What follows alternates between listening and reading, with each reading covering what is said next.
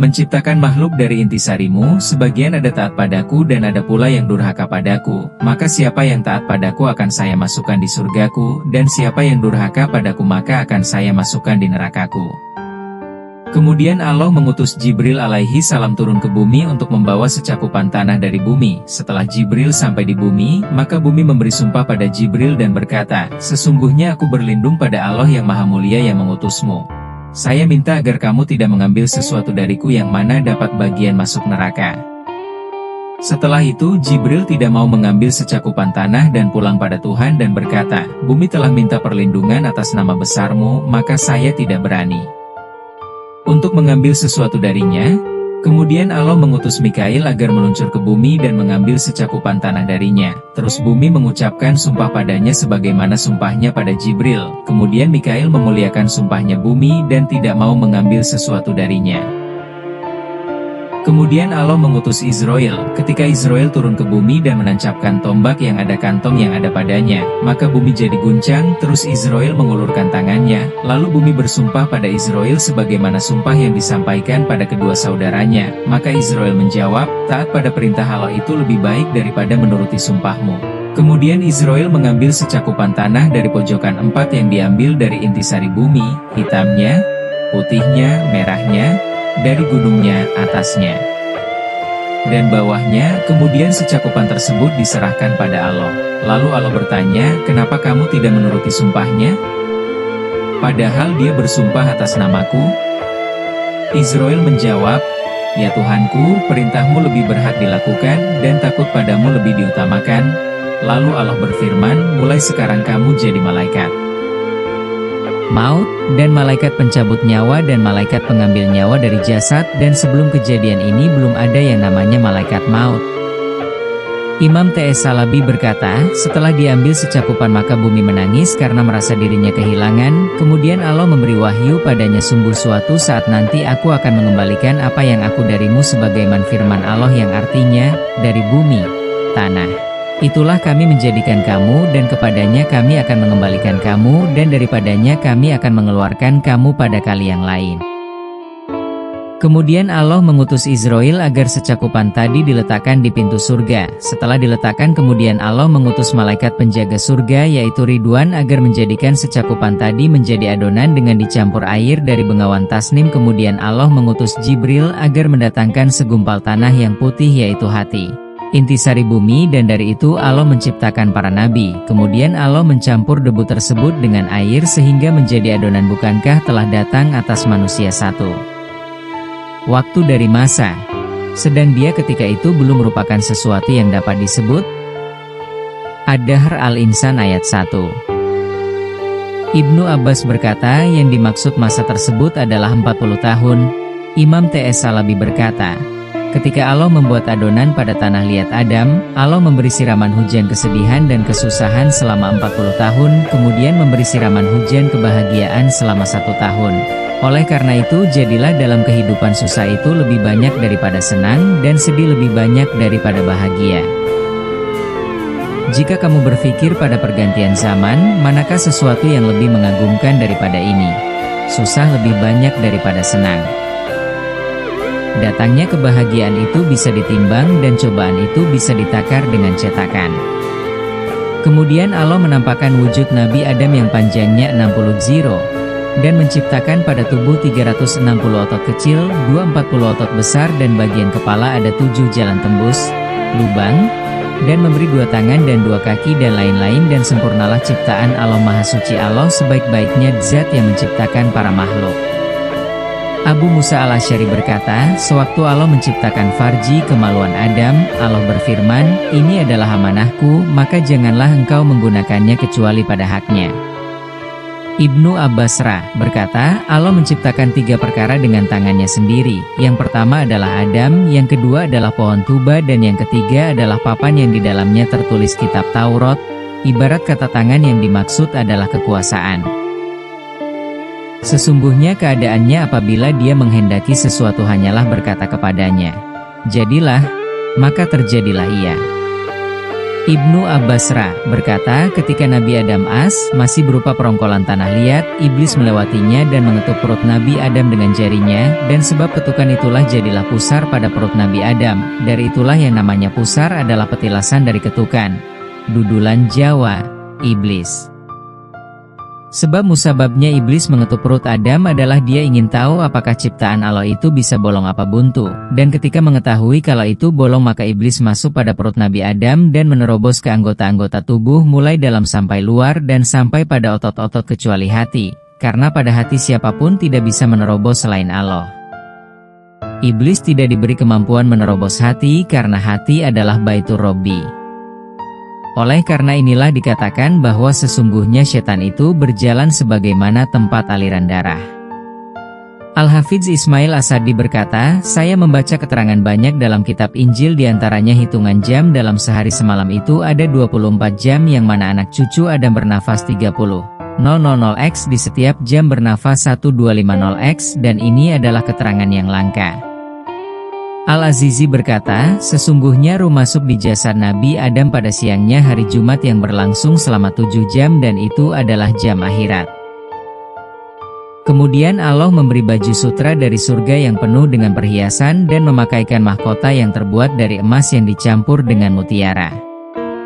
Mahkota tadi punya 4 sudut, di setiap sudut terdapat mutiara yang besar dan bersinar sebagaimana sinar matahari dan Allah memberikan cincin kemuliaan dan memberi ikat pinggang yang dipenuhi dengan ridlo juga memberi celana hijau yang terbuat dari sutra dan nampaklah di keningnya sinar cemerlang sebagaimana sinar matahari dan sinar itu adalah nur Muhammad Shallallahu Alaihi Wasallam.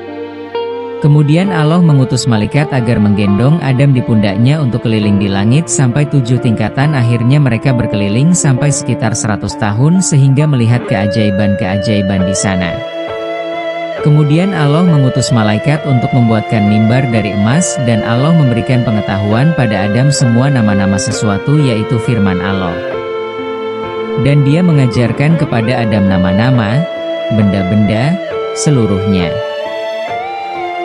Kemudian Adam naik di mimbar dan berdiri tegak. Tangannya memegang tongkat yang terbuat dari cahaya dan itu terjadi pada hari Jumat waktu tergelincirnya matahari. Dan Allah mengumpulkan malaikat karena Adam dan Adam pun berucap, Assalamualaikum ya malaikat Rabbi wa rahmatullahi wa barakatuh. Maka para malaikat menjawab, Alaikasalam ya syafatallahi wa rahmatuhu wa barakatuh. Dan Allah berfirman, wahai Adam ini adalah penghormatan untukmu dan anak cucumu sampai hari kiamat nanti. Ketika Adam khutbah, ia berucap Alhamdulillah maka hal itu jadi kebiasaan rukun dalam khutbah. Pertama kali orang yang khutbah di hari Jumat adalah Adam, kemudian Allah memperlihatkan semua nama-nama benda pada malaikat dan Allah berfirman, sebutkanlah kepadaku nama benda-benda itu jika kamu memang benar orang-orang yang benar. Mereka menjawab, Maha suci Engkau, tidak ada yang kami ketahui selain dari apa yang telah Engkau ajarkan kepada kami. Allah berfirman, wahai Adam beritahukanlah kepada mereka nama-nama benda ini. Maka setelah diberitahukannya kepada mereka nama-nama benda itu, Allah berfirman, bukankah sudah kukatakan kepadamu, bahwa sesungguhnya aku mengetahui rahasia langit dan bumi dan mengetahui apa yang kamu lahirkan dan apa yang kamu sembunyikan? Wahab bin Munabbih berkata, pertama kali yang mengumandangkan salam adalah Nabi Adam dan di sebagian kabar ada keterangan, tidaklah suatu kaum yang mengumandangkan salam kecuali mereka selamat dari siksa. Setelah itu malaikat bertanya, ya Tuhan kami apakah Engkau menciptakan makhluk yang lebih mulia daripada kami? Allah menjawab, akulah yang menciptakannya lewat tanganku sendiri dan aku berucap, wujudlah. Maka dia jadi wujud. Setelah itu Allah perintah pada para malaikat untuk sujud pada Adam. Dan yang pertama sujud adalah Jibril, lalu Mikail, lalu Israfil, lalu Israel, kemudian para malaikat muqarrabin sholawatullah wassalamuhu ajmain. Kemudian Allah perintah pada iblis untuk sujud pada Nabi Adam tapi iblis membangkang dan enggan untuk bersujud. Allah bersabda, apa yang membuatmu tidak mau bersujud pada makhluk yang aku ciptakan lewat tanganku sendiri? Iblis menjawab, aku lebih mulia daripadanya. Engkau menciptakanku dari api sedangkan ia engkau ciptakan dari tanah, dan saya telah beribadah kepadamu dulu dari masa yang sangat lama sebelum ia engkau ciptakan. Allah menjawab, Dari dahulu aku telah mengetahui bahwa kamu akan durhaka padaku, maka semua ibadah yang kamu lakukan tidak akan bermanfaat. Mulai sekarang keluarlah dari rahmatku.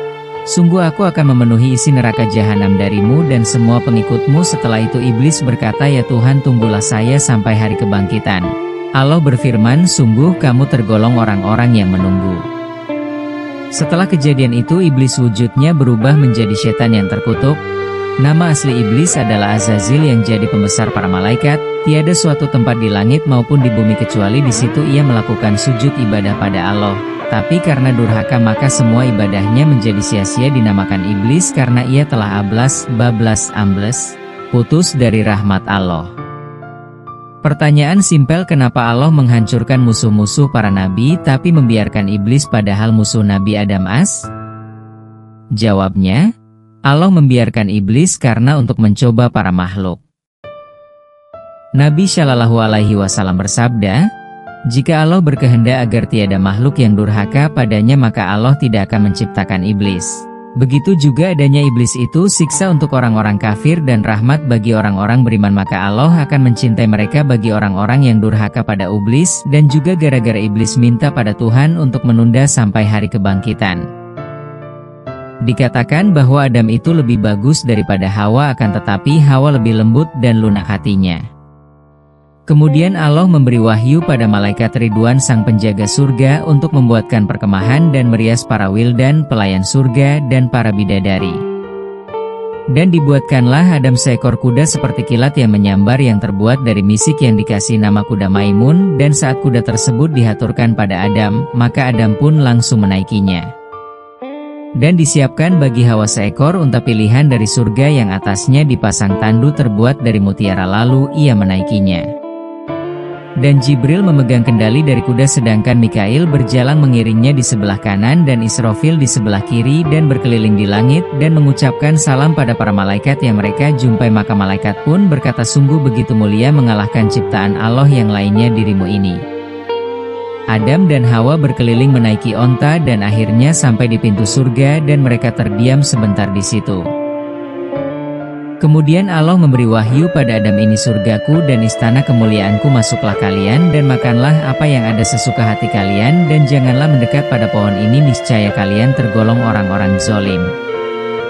Dan malaikat yang jadi saksi atas pernikahan mereka kemudian menghantar mereka masuk ke surga dan berkeliling menemani Adam dan Hawa di dalam surga dan melihat persediaan tempat-tempat bersemayamnya semua nabi. Ketika Adam dan Hawa sampai dalam surga, mereka melihat ranjang pengantin pelaminan yang terbuat dari mutiara dan dilengkapi dengan 700 kursi yang terbuat dari mutiara merah dan di atasnya terdapat selimut dari sutra.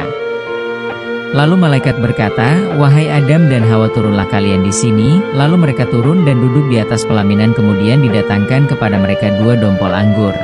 Di setiap satu dompolnya panjangnya kira 2 perjalanan 1 hari 1 malam.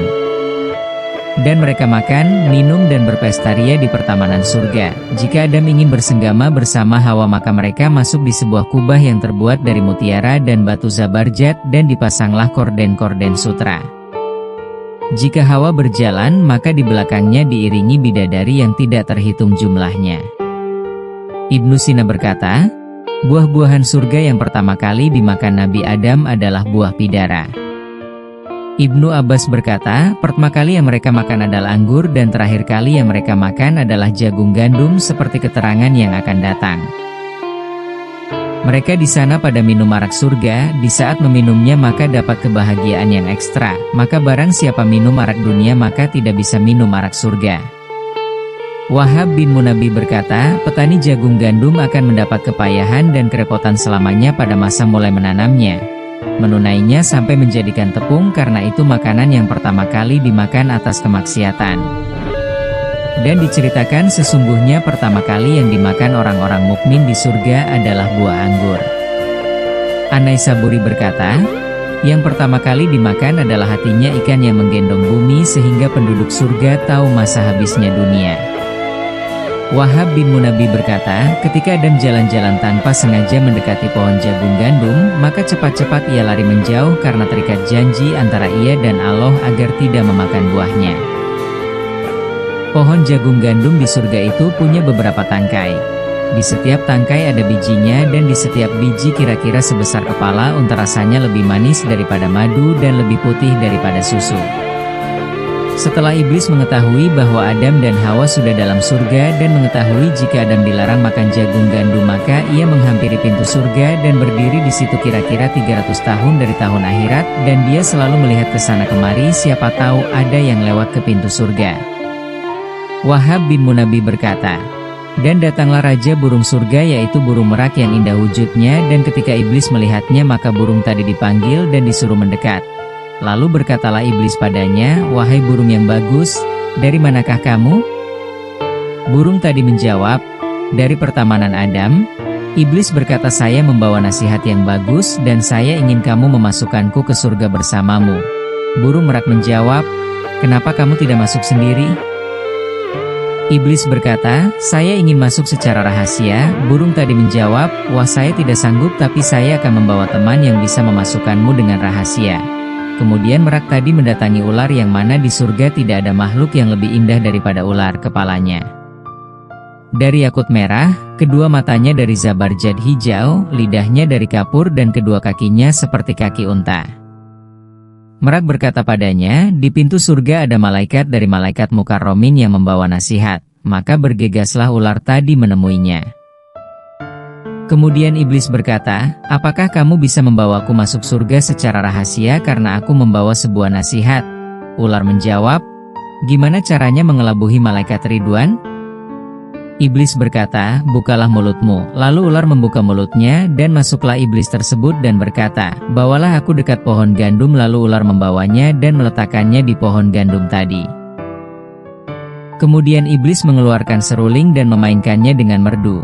Ketika Adam dan Hawa mendengarnya, mereka langsung mendatanginya untuk mendengarkan menikmatinya. Di saat mereka sampai di pohon gandum, maka iblis berkata padanya, wahai Adam, mendekatlah pada pohon ini. Adam berkata, sesungguhnya aku dicegah untuk dekat dengan pohon itu. Iblis berkata, Tuhan, kamu tidak melarangmu dari mendekati pohon ini, melainkan supaya kamu berdua tidak menjadi malaikat atau tidak menjadi orang-orang yang kekal dalam surga. Karena sesungguhnya siapa saja yang memakan biji dari pohon ini, dia tidak akan bisa tua dan pikun. Dan iblis juga bersumpah dengan nama Allah bahwa makan biji itu tidak akan membahayakan mereka berdua, dan dia mengaku bahwa dia adalah pembawa nasihat bagi mereka berdua. Maka Adam pun menyangka bahwa tiada yang berani mengucapkan sumpah dengan nama Allah pada kebohongan, dan menyangka juga bahwa iblis tadi adalah malaikat pembawa nasihat. Dari keinginan Hawa untuk kekal di surga, maka ia maju duluan dan memakannya. Ketika Adam melihatnya makan dan selamat, maka Adam pun ikut maju dan memakannya. Pada saat biji sampai di tenggorokan, maka terbanglah mahkota yang ada di kepalanya bersama perhiasan-perhiasan yang ada padanya. Dari keinginan Hawa untuk kekal di surga, maka ia maju duluan dan memakannya. Ketika Adam melihatnya makan dan selamat, maka Adam pun ikut maju dan memakannya. Pada saat biji sampai di tenggorokan, maka terbanglah mahkota yang ada di kepalanya bersama perhiasan-perhiasan yang ada padanya. Pertanyaan, kenapa di saat Hawa makan biji tersebut seluruh pakaiannya tidak terlepas seketika, sedangkan Adam pakaiannya terlepas seketika? Jawab, umpama lepas seketika maka Adam akan kembali dan tidak mau ikut makan. Begitu juga dia, tebusan itu pada yang berakal, dan karena sesungguhnya awal perkara itu untuk Adam. Sebagian ulama berkata sesungguhnya Adam memakannya itu dalam keadaan lupa, sebagaimana firman Allah, dan sesungguhnya telah kami perintahkan kepada Adam dahulu, maka ia lupa akan perintah itu. Di saat Adam makan dari biji gandum tersebut, maka Allah memerintahkan Jibril untuk mencabut ubun-ubun Adam dan Hawa dan mengeluarkannya dari surga, dan dipanggil dengan sebutan maksiat. Wahab bin Munabbih berkata, saat itu Adam dan Hawa dalam keadaan telanjang. Mereka berputar pada pohon-pohon surga untuk mengambil daun untuk menutupi tubuh mereka, tapi pohon-pohon itu pada kabur dari mereka. Akhirnya pohon tin iba pada mereka dan menutupi mereka, dan diambillah daunnya untuk menutupi tubuh mereka. Dikatakan bahwa yang menutupinya adalah pohon garu. Oleh karena itu Allah memuliakannya dengan bau yang harum, dan Allah memuliakan pohon tin dengan buah yang manis tanpa biji. Dikatakan juga bahwa yang menutupinya adalah pohon inai. Oleh karena itu jadilah baunya harum dan wangi dan dinamakan inai. Ka'ab al-Ahbar berkata, ketika Adam dalam keadaan telanjang, Allah berfirman padanya, keluarlah kamu dariku, aku akan menunggumu. Maka Adam berkata, ya Tuhan, sungguh aku tidak sanggup karena malu padamu. Wahab bin Munabi berkata, kemudian Jibril menggandeng tangan Nabi Adam yang dalam keadaan telanjang dan terbuka kepalanya, tidak pakai tutup kepala, dan menurunkan Adam ke bumi saat terbenamnya matahari di hari Jumat. Adam diturunkan di gunung dari salah satu gunung di negara Hindia yang bernama Gunung Rohun. Dan pembahasan gunung ini sudah lewat pada bab yang menerangkan tentang gunung. Adapun Hawa telah hilang cantiknya dan dicoba dengan mengalami haid dan putusnya nasab. Maka dikatakanlah anak cucu Adam bukan anak cucu Hawa, karena dia membujuk Adam bersama iblis, yaitu dengan cara ia makan biji duluan. Dan Hawa diturunkan di pesisir kota Jeddah. Allah berfirman, turunlah kamu. Sebagian kamu menjadi musuh bagi yang lain, dan bagi kamu ada tempat kediaman di bumi, dan kesenangan hidup sampai waktu yang ditentukan. Quran Surat Al-Baqarah ayat 36. Adapun iblis yang dilaknat, dia dikeluarkan dari golongan malaikat, dan menjadi setan yang terkutuk ketika dia keluar turun dari surga, maka ia turun di bumi Irak sekitar kota Basra. Ibnu Abbas berkata ketika iblis diturunkan di bumi, dia menikah dengan dirinya sendiri dan membuahkan 4 telur, lalu dipisah di setiap sudut bumi dikasih 1 telur. Jadi semua setan di penjuru bumi ini adalah dari telur-telur tersebut. Mujahid berkata iblis itu menikah dengan ular yang membawanya ke surga ketika mereka diturunkan di bumi dan membuahkan 4 telur. Adapun merak hilang mutiara dari tubuhnya dan hilang sebagian keindahannya, dan ia pun juga diturunkan di bumi, tepatnya turun di Babylon. Dikatakan ia diturunkan di kota Antokiyah, di daerah Syam, Syria. Adapun ular, ia berubah bentuk tubuhnya dan mempunyai racun bisa. Sebabnya yaitu iblis bersembunyi di antara siungnya dan memasukkannya ke surga. Dan ular pun lisannya berubah bisu dan jalannya di atas perutnya ngesot, dan ia diturunkan di daerah Basibhan. Saat Nabi Adam menanam, seketika itu jadi tumbuh dan bertangkai dan timbullah gandum di hari itu juga, lalu Jibril mengajarkan untuk menunainya. Maka ditunailah gandum tersebut dengan seksama dan ditampi, disiliri, Jawa, melalui angin, ditiupkan angin agar bersih. Adam berkata, apakah boleh aku makan sekarang? Jibril menjawab, tunggu dulu. Kemudian Jibril membelah 2 batu gunung lalu menggiling gandum tersebut dengan kedua batu itu sehingga menjadi tepung, lalu Adam berkata, apakah aku sudah bisa memakannya sekarang? Jibril menjawab, sabarlah. Lalu Jibril pergi dan mendatangkan secuil api dari jahanam setelah dicelupkan air selama 7x. Jika tidak demikian maka bumi seisinya bisa terbakar. Kemudian Jibril mengajarkan cara membuat roti. Setelah jadi roti, Adam bertanya pada Jibril, apakah aku sudah bisa memakannya? Jibril menjawab, tunggu dulu sampai matahari terbenam maka jadi sempurna untukmu berpuasa. Nabi Adam adalah manusia yang pertama kali melakukan puasa di muka bumi ini ketika matahari sudah terbenam, dan Adam meletakkan roti itu di hadapannya, lalu Adam mengulurkan tangannya untuk mengambil secuil dari roti tersebut. Maka rotinya lari dan jatuh dari atas gunung, lalu Adam mengejar dan mengambilnya kembali. Lalu Jibril berkata pada Adam, seumpama kamu mau bersabar maka roti tersebut akan mendatangimu sendiri tanpa kamu kejar. Diceritakan bahwa sesungguhnya Adam sewaktu makan roti, ia lalu menyimpannya sampai malam berikutnya. Maka Jibril berkata padanya, andai kamu tidak melakukan itu maka tiada satupun anak cucumu melakukan simpan menyimpan. Maka hal itu jadi kebiasaan anak cucu Adam. Diceritakan bahwa saat Adam makan roti lalu ia merasa haus, kemudian ia minum air. Setelah itu perutnya merasa mual yang melilit dan tidak bias ditahan. Di saat Jibril mendatanginya, ia langsung mengadu, lalu Jibril menusuk dari duburnya. Seketika itu Adam bias kencing dan berak. Ibnu Abbas berkata, saat Adam lapar, ia lupa Hawa, dan teringat saat ia kenyang, dan suatu hari ia bertanya pada Jibril, wahai Jibril, apakah Hawa masih hidup atau sudah mati? Jibril menjawab, ia masih hidup, bahkan keadaannya lebih baik daripada kamu karena dia ada di pantai dan menangkap ikan lalu dibuat makan. Adam berkata, wahai Jibril, sungguh aku mimpi bertemu Hawa pada malam ini. Jibril berkata, "Wahai Adam, berbahagialah kamu, karena Allah tidak memperlihatkannya padamu kecuali dekat dengan pertemuan." Ibnu Abbas berkata, saat masa ujian Adam habis lalu bertaubat maka Allah menerima taubatnya. Sesungguhnya Allah Maha Penerima Taubat lagi Maha Penyayang. Sebagian ulama berkata Allah memberi ilham pada Adam lalu berucap, "Ya Tuhan kami telah menganiaya diri kami sendiri. Dan jika Engkau tidak mengampuni kami dan memberi rahmat kepada kami, niscaya pastilah kami termasuk orang-orang yang merugi."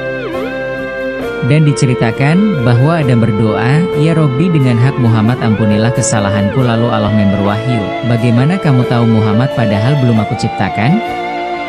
Adam menjawab, "Di saat Engkau menciptakanku, aku mengangkat kepalaku dan aku melihat di pilar-pilar arasy ada tulisan La ilaha illallah Muhammadur Rasulullah, maka aku mengetahui bahwa Engkau tidak akan mengaitkan nama Engkau kecuali dengan nama seorang makhluk yang Engkau cintai." Lalu Allah menjawab, "Kamu benar Adam. Maka aku mengampunimu karena kamu berdoa padaku dengan hak Muhammad."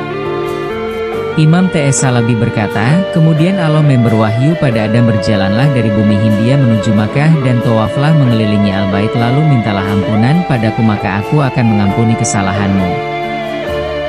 Diceritakan Allah menurunkan mutiara merah dari mutiara-mutiara surga sebesar Ka'bah, dan itu adalah tempat batu putih yang menjadikan bumi jadi panjang yang di dalamnya dijadikan bejana dari emas yang bersinar. Lalu Allah mengutus malaikat untuk menemani Adam dan jadi petunjuk jalan menuju Makkah, dan diturunkan untuk Adam sebuah tongkat yang panjangnya 20 ziro dari pohon garu, yaitu pohon yang berada di surga. Di saat Adam berjalan maka bumi jadi terlipat, maka setiap tempat yang terinjak telapak kaki Adam jadilah sebuah perkampungan berpenduduk. Di saat Adam memasuki Makkah maka Allah berwahyu agar Adam tawaf di Baitullah, lalu Adam tawaf 7x dengan kepala terbuka dan telanjang badan, maka hal itu jadi sunnah haji.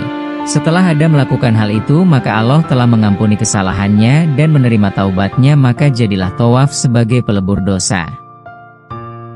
Diceritakan dari Rasulullah Shallallahu Alaihi Wasallam bahwa Rasul bersabda, "Sesungguhnya iblis yang laknat berkata, Ya Robbi, sungguh perilaku hamba-hambamu sangat aneh. Ada yang cinta padamu, ada yang mendurhakaimu. Ada yang benci padaku, ada juga yang taat padaku." Lalu Allah menjawab, "Demi kemuliaan dan keagunganku, aku menjadikan cinta mereka padaku sebagai pelebur untuk taat padamu, dan aku menjadikan bencinya mereka padamu sebagai pelebur kemaksiatan padaku." Wahab bin Munabbih berkata, saat Adam bertaubat Allah memerintahkan padanya agar keluar menuju tanah Arafah. Setelah sampai di bukit Arafah lalu Adam wukuf, berhenti sejenak, mengheningkan cipta di sana. Setelah itu tiba-tiba Ibu Hawa ada di hadapannya, lalu mereka berkumpul di bukit situ. Maka dari inilah wukuf di Arafah jadi sunnah haji. Dinamakan Arafah karena Adam dan Hawa bertemu di sana. Kemudian Adam tinggal di Makkah sebentar lalu mereka pindah menuju bumi Hindia. Diceritakan bahwa perpisahan Adam dan Hawa itu 500 tahun. Diceritakan, sesungguhnya Adam ketika keluar dari surga, dia menutupi tubuhnya dengan daun surga. Di saat sampai di bumi daun tersebut menjadi kering dan sumerbak bau wanginya di bumi, maka semua wewangian di Hindia sebabnya adalah daun tadi. Diceritakan Allah menurunkan pada Adam 8 pasangan dari hewan rojokoyo, dari kambing 2 pasangan, dari domba 2 pasangan, dan Allah memerintahkan pada Adam agar minum dari susunya dan menggunakan pakaian dari bulu-bulunya. Adam dan Hawa menangis karena nikmat surga telah putus pada mereka, maka tumbuhlah kacang hijau dan kacang tanah dari tetesan air mata mereka. Diceritakan bahwa Adam alaihi salam mengadu pada Allah lalu berkata, "Ya Allah, saya tidak tahu waktu-waktu untuk beribadah." Maka Allah menurunkan padanya ayam putih dari surga seukuran unta yang besar. Di saat ayam tadi mendengar tasbihnya para malaikat di langit, maka ayam tadi bertasbih kluruk, berkokok di bumi. Maka dengan demikian Adam tahu bahwa itu adalah waktu untuk beribadah. Kemudian Adam menebang pohon-pohon dan menggali sumur-sumur dan membangun rumah. Lalu Allah menurunkan 21 lampiran yang di dalamnya tertera hukum haramnya bangkai, dan darah dan daging babi dan sebagainya. Dan Allah pun juga menurunkan huruf-huruf hijaiyah pada Adam yang jumlahnya ada 29. Maka Adam belajar dari huruf-huruf itu agar dupaya bisa membaca suhuf lampiran-lampiran itu, dan satupun orang tidak akan mampu menambahkannya walaupun satu huruf. Maka sesungguhnya hukum Tuhan itu sangat tegak dan kokoh. Imam T.S. Salabi berkata, Ketika ibu Hawa hamil, janinnya seketika bisa bergerak lalu kaget dan berkata, dari mana yang bergerak ini bisa keluar dariku. Saat lahir maka lahirkan anak kembar laki-laki dan perempuan, lalu yang laki diberi nama Habil dan yang perempuan diberi nama Layutsa. Setelah selesai masa-masa melahirkan dan sudah suci, Nabi Adam ingin melakukan hubungan badan lagi, tapi ibu Hawa menolak karena mengetahui betapa sakitnya saat melahirkan, tapi Nabi Adam selalu merayu terus sampai ibu Hawa mau lagi. Dikatakan bahwa wanita itu pura-pura tidak mau padahal sebenarnya sangat menyukai senggama tapi takut pada saat melahirkan, sebagaimana para ahli hukum menjelaskan bahwa syahwat laki-laki itu 1 sedangkan perempuan itu 9, tapi tertutup malu sehingga mereka tidak memperlihatkannya itu karena adanya taufik, sebagaimana ada hadis Nabi yang Imam T.S. Salabi berkata, dan ibu Hawa hamil lagi yang kedua dan lahirlah 2 anak kembar laki-laki dan perempuan dalam satu kandungan, lalu mereka diberi nama Qabil dan Iklimah. Dikatakan jumlah kandungan ibu Hawa itu 20x, di setiap satu kandungan melahirkan 2 anak kembar laki-laki dan perempuan, maka jumlah anaknya adalah 40 yang terdiri laki-laki dan perempuan. Dikatakan lagi bahwa anaknya ada 200 dan tidak pernah melahirkan satu anak dalam satu kandungan kecuali Nabi Syis yang mana di keningnya ada Nur Mustafa Shallallahu Alaihi Wasallam. Dikatakan lagi bahwa anak cucu Adam bertambah terus selama artinya mereka, wanita 2, menolak tapi sebenarnya mereka sangat suka. Imam T.S. Salabi berkata, dan ibu Hawa hamil lagi yang kedua dan lahirlah 2 anak kembar laki-laki dan perempuan dalam satu kandungan, lalu mereka diberi nama Qabil dan Iklimah. Dikatakan jumlah kandungan ibu Hawa itu 20x, di setiap satu kandungan melahirkan 2 anak kembar laki-laki dan perempuan, maka jumlah anaknya adalah 40 yang terdiri laki-laki dan perempuan. Dikatakan lagi bahwa anaknya ada 200 dan tidak pernah melahirkan satu anak dalam satu kandungan kecuali Nabi Syis yang mana di keningnya ada Nur Mustafa Shallallahu Alaihi Wasallam. Dikatakan lagi bahwa anak cucu Adam bertambah terus selama Nabi Adam hidup sampai berjumlah kurang lebih 40.000 yang terdiri laki-laki dan perempuan, dan itu dalam firman Allah. Hai sekalian manusia, bertakwalah kepada Tuhan MU yang telah menciptakan kamu dari seorang diri, dan daripadanya 263 Allah menciptakan istrinya, dan daripadanya 263 Allah menciptakan istrinya. Dan daripada keduanya Allah memperkembangbiakan laki-laki dan perempuan yang banyak. Dan bertakwalah kepada Allah yang dengan mempergunakan namanya kamu saling meminta satu sama lain.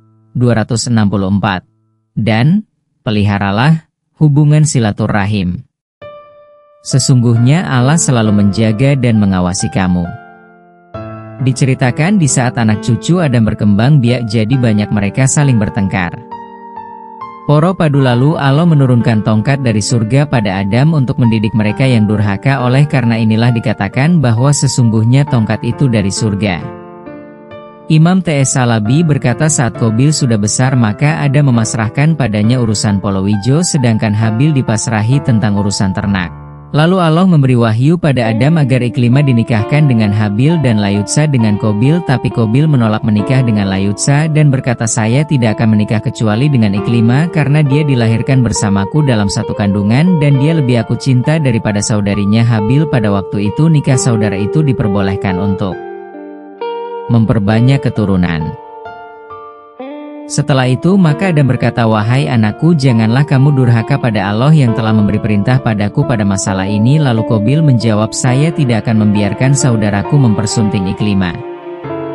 Lalu Adam berkata, pergilah kamu dan saudaramu dan berkurbanlah untuk Allah pada sesuatu yang terbaik yang kalian miliki. Lalu letakkanlah kurban kalian, lalu tunggu dan lihatlah siapa yang kurbannya diterima, dialah yang lebih berhak atas Iklimah. Kemudian mereka sepakat lalu keluar dan menuju Makkah, lalu naik di salah satu gunung daerah situ. Habil berkurban pakai kambing yang pilihan sedangkan Qabil berkurban pakai gandum yang tidak disertakan tangkainya. Lalu Qabil dan Habil berdiri menunggu apa yang akan terjadi. Lalu dari langit turunlah awan putih dan bersinar pada kurbannya Qabil, kemudian berpaling dan condong pada kurbannya Habil, lalu diambil terus dibawa naik ke langit, dan itu adalah firman Allah. Ceritakanlah kepada mereka kisah kedua putra Adam, Habil dan Qabil, menurut yang sebenarnya. Ketika keduanya mempersembahkan korban, maka diterima dari salah seorang dari mereka berdua, Habil, dan tidak diterima dari yang lain, Kabil. Ia berkata, Kabil, aku pasti membunuhmu. Berkata Habil, sesungguhnya Allah hanya menerima korban dari orang-orang yang bertakwa. Lalu Qabil berkata pada saudaranya, jika kamu ambil Iklimah aku akan membunuhmu dan tak akan kubiarkan kamu ambil saudariku yang cantik dan aku pun tak akan mau menikah dengan saudarimu yang buruk rupa.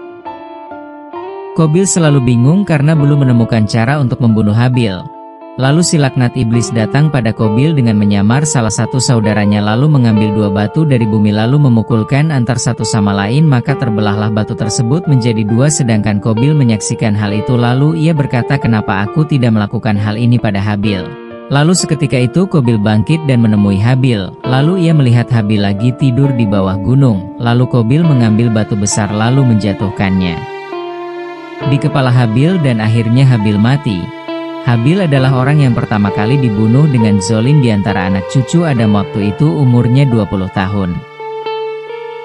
Setelah Qabil berhasil membunuh Habil, maka Qabil menjadi bingung karena ia tidak tahu apa yang harus dilakukan terhadap jasadnya Habil. Lalu ia meletakkannya di kantong dan digendong mengelilingi bumi dan para hewan buas.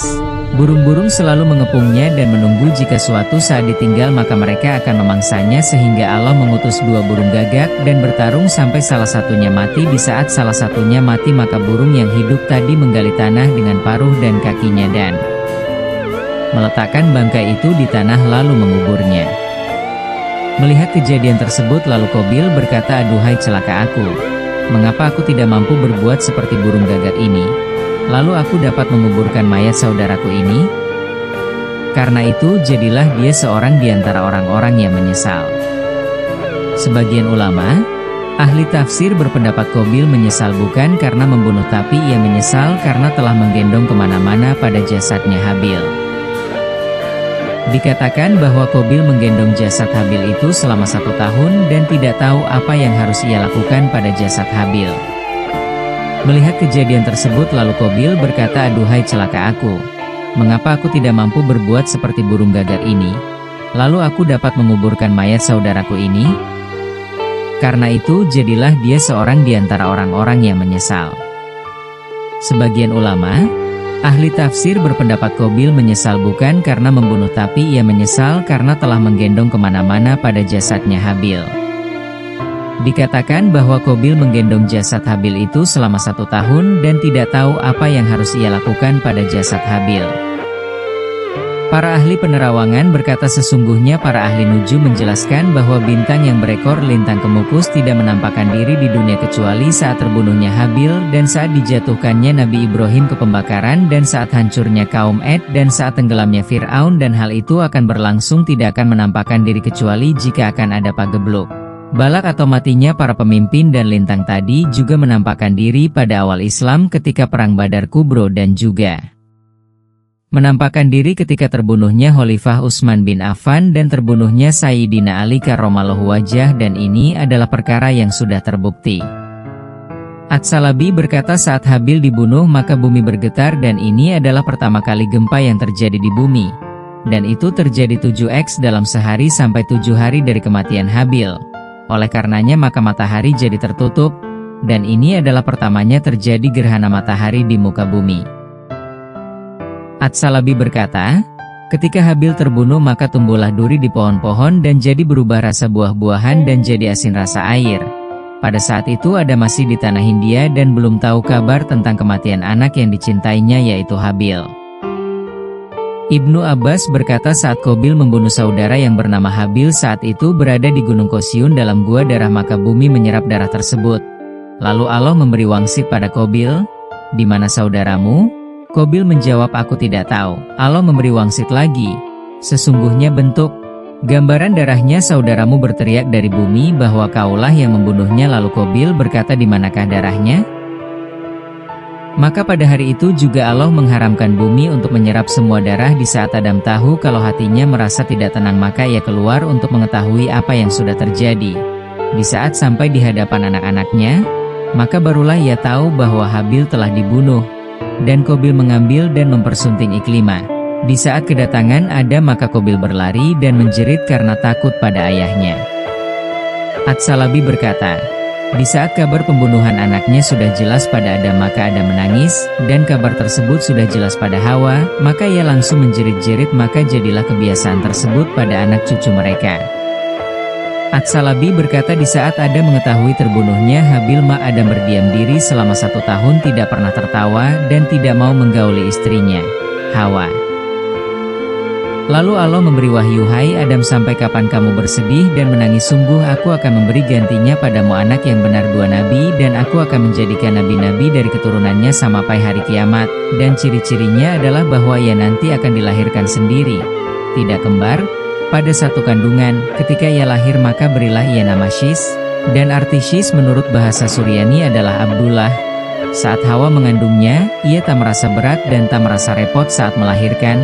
Jarak antara kematian Habil dan Hawa melahirkan Syis adalah 100 tahun. Imam T.S. Salabi menyebutkan ketika Nabi Syis lahir dan besar, Nabi Adam kemudian menyendiri untuk beribadah kepada Allah dan membaca suhuf. Lalu segala urusan saudaranya dipegang dan dikendalikan oleh Nabi Syis. Di saat menyendirinya Nabi Adam, beliau mendapatkan wahyu dari Allah. Wahai Adam, aku wasiatkan kepada anakmu Syis dengan apa yang kuwasiatkan kepadamu. Sesungguhnya aku akan memberikan kamu rasa sakit kematian yang aku telah pastikan itu, juga kepada anak cucumu sampai hari kiamat. Perkataan itu membuat Nabi Adam terkejut, dan berkata, wahai Tuhan, apa itu kematian yang telah kau janjikan itu? Kemudian Adam meminta Nabi Syis datang dan memberikannya wasiat dengan wasiat yang banyak, sampai kabar tentang akan datangnya taufan, angin dan banjir, yang membinasakan semua isi alam, juga memberitahukan tentang waktu-waktu ibadah dari malam sampai siang. Kemudian Adam memberikan ia sejenis kalung yang Nabi Adam bawa dari surga dan memerintahkannya untuk melipatkan dan meletakkan di dalam kotak dan menguncinya. Kemudian Adam memegang jenggotnya dan meletakkan itu ke dalam tabut, kotak, lalu berkata, wahai anakku, ambillah bulu jenggotku ini, apabila engkau mendapatkan perkara yang membuatmu bingung maka bawalah. Maka engkau akan mampu mengalahkan musuhmu selama jenggot ini bersamamu, dan jika engkau telah melihat jenggot ini memutih maka ketahuilah bahwa ajalmu telah dekat dan engkau akan mati pada tahun itu. Kemudian Adam mencabut cincinnya dan memberikan itu ke Syis, lalu menyerahkan tabut serta suhuf yang diturunkan kepadanya. Adam lalu berkata, wahai anakku, perangilah saudaramu Qabil, karena sesungguhnya Allah akan memberimu kemenangan atasmu. Diceritakan bahwa Adam hidup di dunia ini berumur 1000 tahun dari diturunkannya ia ke dunia. Kabar yang mengagumkan, diceritakan bahwa iblis mendatangi Nabi Musa bin Imran dan berbicara, jika engkau munajat pada Tuhanmu maka mintalah syafaat untukku dan tanyakan apakah masih diterima taubatku jika aku bertaubat. Dan di saat Nabi Musa munajat pada Tuhan, beliau bertanya, ya Tuhan, apakah engkau mau menerima taubatnya iblis jika ia bertaubat? Maka Allah Azza wa Jalla menjawab, sudah terlewat dalam ilmuku bahwa dia tidak akan bertaubat, tapi aku maha menerima taubat dan maha penyayang. Jika dia ingin taubat maka bersujudlah ia pada Adam. Jika dia sujud pada kuburnya Adam maka aku akan menerima taubatnya. Ketika Nabi Musa sudah pulang dari munajatnya, maka iblis menemuinya dan bertanya, hai Musa, apakah engkau telah menyampaikan hajatku? Nabi Musa menjawab, masalahmu tergantung pada sujudmu di kuburan Nabi Adam. Lalu iblis menjawab, aku enggan sujud pada Adam sewaktu dia masih hidup. Bagaimana mungkin aku mau bersujud padanya yang sekarang sudah mati? Diceritakan bahwa iblis ketika menjelang ajalnya, Allah memerintahkan prajurit-prajuritnya malaikat Israel untuk mencabut nyawanya. Lalu iblis lari ke semua arah laut dan darat tapi tidak menemukan tempat aman sehingga sampai pada makam Nabi Adam lalu bersujud pada makam itu. Lalu dikatakan padanya, Allah telah menutup pintu taubat maka taubatmu tidak akan diterima. Setelah jelas tidak adanya diterima maka iblis berkata pura-pura tidak tahu, andai aku tahu bahwa ini adalah kuburannya Adam maka aku akan berdiam diri di sini dan bersujud. Kemudian para malaikat mengepungnya dan malaikat Israel mencabut nyawanya dengan keras. Diceritakan di waktu hari kiamat dan penduduk surga sudah pada masuk surga dan semua penduduk neraka sudah masuk di neraka. Allah memerintahkan agar iblis dikeluarkan dari neraka pada setiap 100.000 tahun sekali. Dan diperintahkan Adam supaya dikeluarkan juga. Lalu Allah memberi perintah pada iblis supaya sujud pada Adam, tapi iblis enggan melakukan sujud. Kemudian ia dimasukkan neraka lagi dan Adam dimasukkan ke surga lagi. Allah berfirman, sesungguhnya setan bagi manusia adalah musuh yang nyata. Selesailah cerita yang kami sampaikan dari kisah Nabi Adam alaihi salam dengan ringkas. Sekian, terima kasih. Semoga bisa membawa manfaat bagi kita semua. Apabila ada kesalahan mohon diluruskan. Anggaplah itu kekuranganku. Saya manusia biasa, pasti punya kesalahan.